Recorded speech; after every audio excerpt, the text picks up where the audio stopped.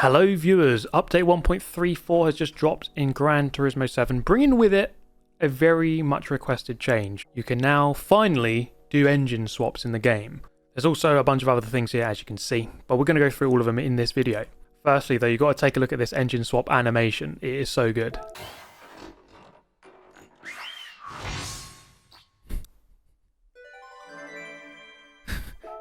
Okay, so the first thing listed on this update is the new cars I've added. The Alfa Romeo Giulia Sprint from 67, the Greening Auto Company Maverick, and another Skyline, the Nissan GTR Nismo R32. So there aren't any new race cars, plus there is not a new track in this update, which is a bit of a shame.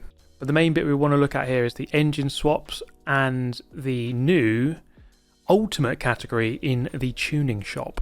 So if we head into the game, into the tuning shop, you can see at the top we have the tab for Ultimate. You have to be level 50 car collector to unlock this tab.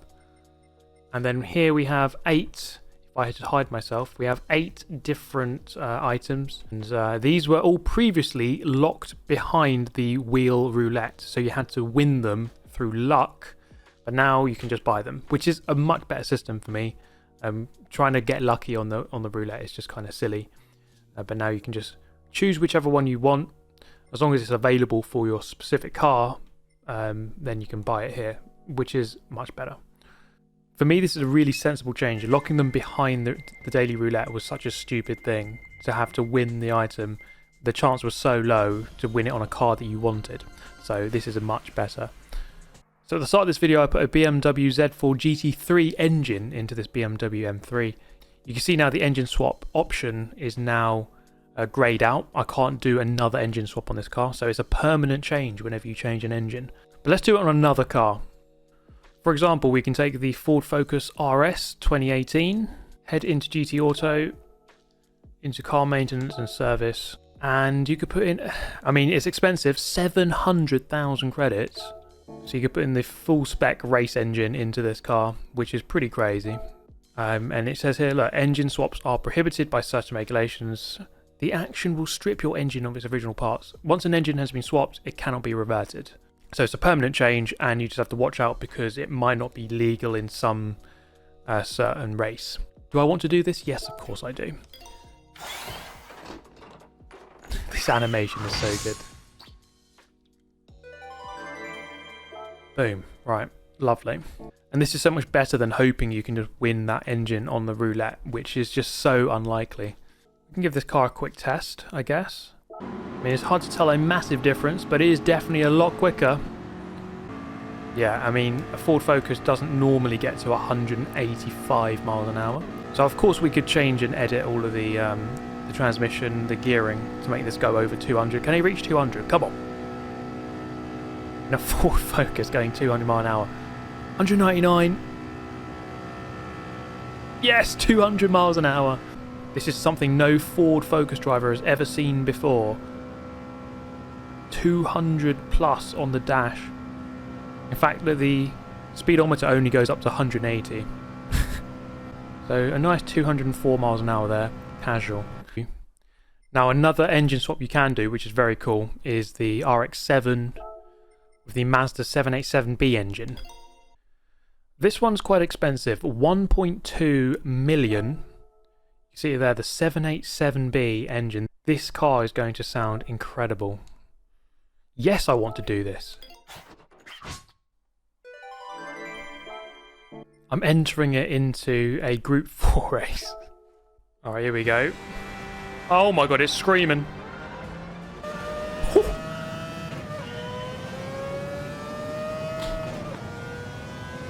There we go.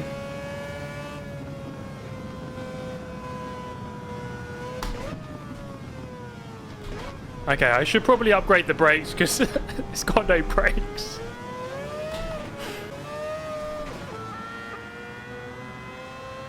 Here we go then.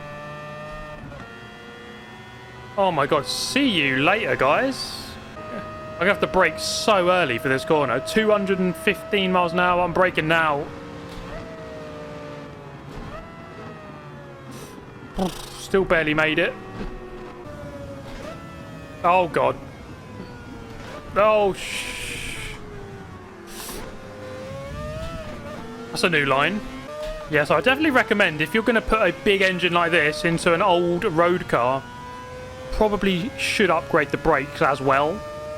That would probably be in your best interests if you want to survive. I could legit win this race. This is a 700 rated race. This car is only 620, and they're all Group 4 cars.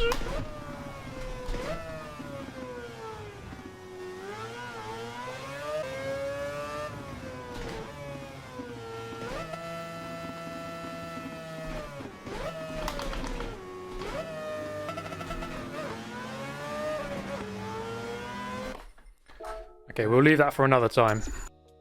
As ever, there's some more events added to the World Circuits. We have some more cafe menus as well. Some more scapes have been added. Japan National Stadium and Lake District. Beautiful stuff. So 7 and 8 we've already touched upon. That's the engine swaps and the ultimate category. Then we have 9 and 10. Sport. A free practice button has been added to each championship entry screen. So basically, if you head into sport mode, then go into a championship, you can see down at the bottom right we have the free practice button. This is quite a good change, especially for manufacturer series, because for that you normally have to commit to a brand before you can practice.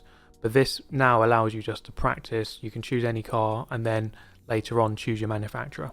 There's also a couple of other options here to be able to change some of the settings during the race, which is something you couldn't do before.